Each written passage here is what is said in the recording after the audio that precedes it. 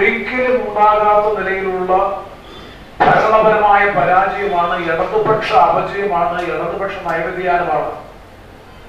പിണറായി വിജയന്റെ നേതൃത്വത്തിലുള്ള ഇടതു ജനാധിപത്യ മുന്നണി എന്ന പേരിൽ പ്രവർത്തിക്കുന്ന ഈ ഗവൺമെന്റിന്റെ ഭാഗത്തുണ്ടാകുന്നത്.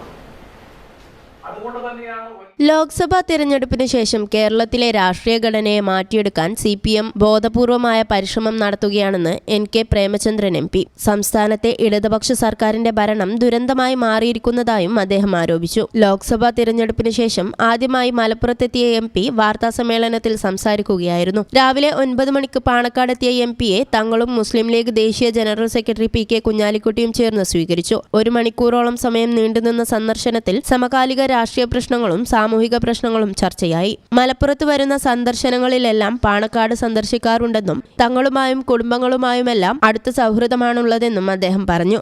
MP-യോടൊപ്പം സെൻട്രൽ കമ്മിറ്റി അംഗം KS സനൽകുമാർ, സംസ്ഥാന കമ്മിറ്റി അംഗം കൂരിപ്പുഴ മോഹനൻ, മലപ്പുറം ജില്ലാ സെക്രട്ടറി അഡ്വക്കേറ്റ് AK ഷിബു, അംഗങ്ങളായ സിദ്ദിഖ് ഖാദർ പുന്നക്കോട് എന്നിവരുമുണ്ടായിരുന്നു. News bureau, Malappuram. Calicut road, Valanchery main road.